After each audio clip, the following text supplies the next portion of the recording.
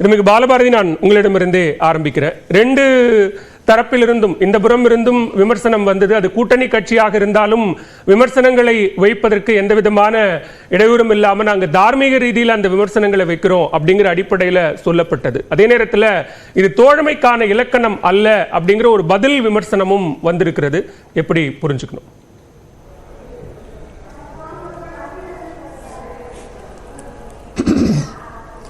Communist கட்சி, Marxist communist கட்சியினுடைய 24வது மாநில மாநாடு விழுப்புரத்தில் ரொம்ப சிறப்பாகவும் எழுச்சிகரமாகவும் நடந்தது. அதனுடைய பேரணி, செம்படை வீரர்களினுடைய அணிவகுப்பு, 3 நாள் விவாதங்கள், தொகுப்புரை, மாநில செயலாளர், மாநில குழு தேர்வு எல்லாமே ஜனநாயக முறைப்படியும் ஒரு உட்கட்சி ஜனநாயகத்தை ஒரு இடதுசாரி கட்சிகளில் மார்க்சிய கம்யூனிஸ்ட் கட்சி மிகச்சரியாக கடைபிடித்து கொண்டிருக்கிறது அப்படிங்கிறது தான் இந்த மாநாடு சுட்டி காட்டுகிறது. அந்த வகையில் மாநாடு சிறப்பாக அமைந்தது அப்படின்னு தான் நான் பார்க்குறோம். இதில் தோழர் மாநில செயலாளராக இருந்த தோழர் கே பாலகிருஷ்ணன் அவர்கள் பொதுக்கூட்டத்தில் பேசினாங்க. அதுக்கு அடிப்படையான காரணம், இந்த விழுப்புரம் மாவட்டத்தில் மாநில மாநாடு நடத்தக்கூடிய இந்த இடத்துலையே அவங்க முதல்ல அனுமதி கொடுத்தாங்க. காவல்துறை அனுமதி கொடுத்தது. அனுமதி கொடுத்த பிற்பாடு உடனடியாக அந்த அனுமதி மறுக்கப்பட்டது அப்படின்னும் கொடுக்குறாங்க. இது பல சிக்கல்களை ஏற்படுத்தியது. அதுலேயும் குறிப்பாக செந்தொண்டர்கள் அணிவகுப்புக்கு ரொம்ப ஸ்ட்ரிக்டாக இல்லை, நாங்கள் அனுமதிக்கலை, நீங்கள் போகக்கூடாது அப்படிங்கிற மாதிரி கடுமையாக தான் நின்னாங்க. காவல்துறை கடுமையாக நின்னது. அப்போ அந்த சூழலில் இருந்து தான் இங்கே மாநாடு நடத்தக்கூடிய இடத்திலிருந்து வந்த சிரமங்கள், கஷ்டங்கள், நெருக்கடிகள் அதையும் தொடர்ந்து பேசி தான் அதை நடத்த வேண்டியதாக இருந்தது. ஆகவே இந்த சூழல், ஒரு மாநாடு அமைதியான முறையில் நம்ம நடத்துகிறோம், இப்போ மட்டுமல்ல தொடர்ச்சியாக நம்ம நடத்துகிறோம்.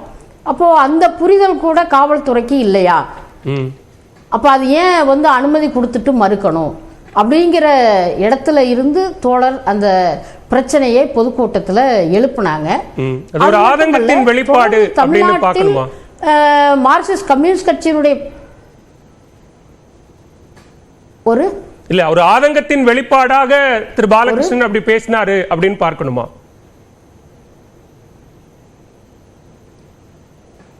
இல்லை, ஆதங்கத்தின் வெளிப்பாடு அப்படிங்கிறதும் அதில் இருக்குது. ஆனால் தொடர்ச்சியாக சாம்சங் தொழிலாளிகள் போராட்டத்தில் காவல்துறை எப்படி நடந்து கொண்டதுங்கிறத எல்லாமே பார்த்தோம். தொலைக்காட்சிகளும் அதை போட்டாங்க, சமூக வலைத்தளங்கள் நேரடியாகவும் நம்ம பார்த்தோம். பல்வேறு இடங்கள்ல எங்களது கட்சியினுடைய கிளை மாநாடு நடத்தக்கூடிய இடங்கள்ல கூட காவல்துறை அந்த கொடியை வெளியில கட்டாதீங்க, அதை அவுத்துருங்க அப்படின்னு கெடுபிடியெல்லாம் பண்ணினாங்க. ஆகவே பல்வேறு இடங்கள்ல பொதுக்கூட்டம் நடத்துவதற்கு அனுமதி வாங்குறதுக்குள்ளேயே பெரிய கஷ்டங்கள் இருக்கு. அப்போ இது மார்க்சிஸ்ட் கம்யூனிஸ்ட் கட்சிக்கு மட்டுமல்ல, பல்வேறு மக்கள் அவங்களுடைய பிரச்சனைகளுக்காக பொதுவெளியில போராட்டம் நடத்துகிற பொழுது அதை அரசும் காவல்துறையும் அனுமதிக்கணும். அது அவர்களுடைய உரிமை, ஜனநாயக உரிமை அப்படிங்கிற முறையிலிருந்து தான் தோழர் கே பாலகிருஷ்ணன் அவர்கள் அதை எழுப்புனாங்க. அது சரின்னு தான் படுது, அது ஒன்றும் தவறு கிடையாது. இது தோழமைக்கு இலக்கணமா அப்படின்னு சொல்லி முறை சொல்லி கேட்டிருக்காங்க. ஒரு பத்திரிகை என்ற முறையில் அவங்க கேட்கலாம். பட் அந்த கேள்வி சரியாகவும் இல்லை, பொருத்தமாகவும் இல்லை. ஒரு கம்யூனிஸ்ட் கட்சியினுடைய மாநாட்டினுடைய பொதுக்கூட்டத்தில் மாநில செயலாளர், ஒரு அரசு, காவல்துறை அது சில பிரச்சனைகளில் இப்படி நடந்து கொண்டது அப்படிங்கிறத வெளிப்படுத்துவதற்கு அவருக்கு உரிமை இருக்கு. அந்த முறையில ஒரு கருத்துரிமை அடிப்படையிலையும் இது எதிர்காலத்தில் நிகழக்கூடாது.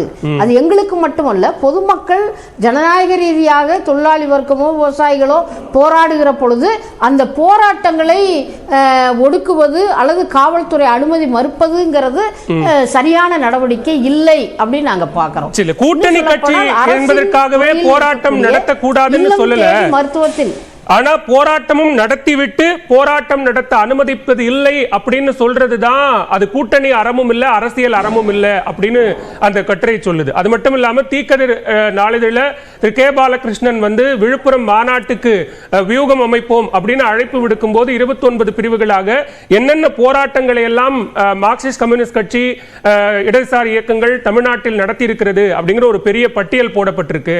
அப்போ இந்த போராட்டங்கள்லாம் தமிழ்நாட்டில் நடக்கலையா, இது இந்த உரிமை இங்கு தமிழ்நாட்டில் கொடுக்கப்படவில்லையா அப்படிங்கிற கேள்வியையும் அந்த கட்டுரை எழுப்புது. போராட்டம் பல தடைகளை கடந்துதான் நாங்க நடத்தி இருக்கிறோம். தடைகள் காவல்துறை போடுறதுனாலேயே கம்யூனிஸ்ட் கட்சி அப்படியே விட்டுட்டு போயிட முடியாது இல்லையா? ஆகவே அவங்க அனுமதி மறுத்தா அனுமதியை நாங்க மீறுவோம், நீங்க வழக்கு போட்டுக்குங்க அப்படின்னு தான் பல இடங்கள்ல சொல்லி அந்த போராட்டத்தை நடத்துறோம். அதுதான் சாம்சங் போராட்டம். அங்க இருந்த பந்தலை கூட காவல்துறை பிரிச்சாங்க. பிரிச்சாலும் பரவாயில்லைன்னு அடுத்த நாள் கொட்டக்கூடிய மலையில நின்று தானே போராடினாங்க. ஆகவே காவல்துறை அனுமதி மறுப்புல உண்மை இருக்கு. அந்த உண்மையை தான் அவர் சொல்லியிருக்காரு, மற்றபடி வேற நோக்கமெல்லாம் இல்லை.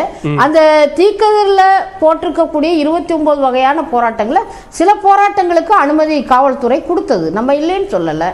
சில போராட்டங்களுக்கு அங்க பெரிய அளவுக்கு போராடி தான் அந்த அனுமதியை வாங்க வேண்டியது இருந்தது. ஆகவே இந்த போராட்டம்ங்கிறது அரசினுடைய கவனத்துக்கு மக்களினுடைய பிரச்சனையை கொண்டு போவதுதான். சரி, கூட்டணி ரீதியாக எந்த சிக்கலும் இல்ல அல்ல.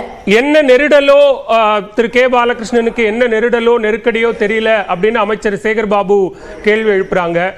அப்படி ஏதாவது நெருக்கடி நெருடல் ஏதாவது இருக்கா?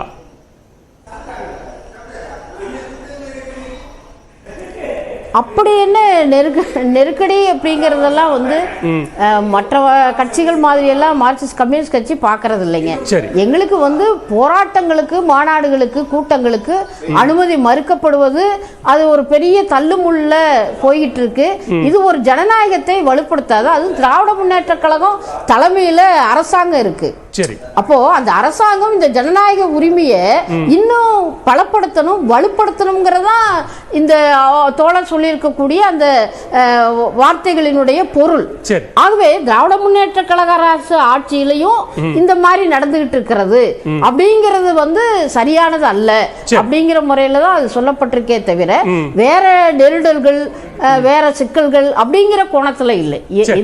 இருக்கிற யதார்த்தமான அந்த பிரச்சனையை ஜனநாயக உரிமை மறுக்கப்படுகிறது என்பதிலிருந்து தான் கம்யூனிஸ்ட் கட்சி அதை வெளிப்படுத்தியது அப்படின்னு முரசொலி பார்க்கணும் அப்படிங்கறத என்னுடைய வேண்டுகோள். முதற்கட்ட பார்வையை எடுத்துக்கிறேன் திருமிகு பாலபாரதி, தொடர்ந்து பேசலாம். ஆபீசுல்லா, இது என்ன அடிப்படையில் பேசப்பட்டது? தொடர்ச்சியாக போராட்டங்கள் நடந்திருந்தாலும் காவல்துறை அனுமதி அப்படிங்கிற அடிப்படையிலிருந்து ஒரு ஆதங்கத்தின் வெளிப்பாடாகவோ அல்லது ஒரு ஜனநாயக ரீதியாக கருத்து சொல்வது அப்படிங்கிற அடிப்படையிலிருந்து சொல்லப்பட்ட கருத்துக்கு இது தோழமைக்கு இலக்கணம் அல்ல அப்படிங்கிற இந்த விமர்சனம் சரியா அப்படின்னு கேட்குறாங்க. முதல்ல நான் ஆரம்பிக்கிறோம் அப்படின்னா நான் சொல்றேன், இதுல உங்களுடைய கார்டில் போட்டிருக்கிற மாதிரி இதுல கூட்டணி சிக்கலும் இல்லை, இது கருத்து மோதலும் இல்லை, இது தோழமை சூட்டலா பார்க்கிறோம். அவங்களுக்கு கம்யூனிஸ்டுகளுக்கு இந்த அரசின் மீது விமர்சனம் வைப்பதற்கு, திமுகவின் மீது விமர்சனம் வைப்பதற்கு எந்த அளவுக்கு உரிமை இருக்கிறதோ, எங்களுடைய கூட்டணியில் இருக்கக்கூடியவர்கள் அவர்களோடு கருத்து முரண் வரும்போது எங்களுடைய கருத்துகளையும் எடுத்து வைக்கக்கூடிய உரிமை எங்களுக்கும் இருக்கிறது.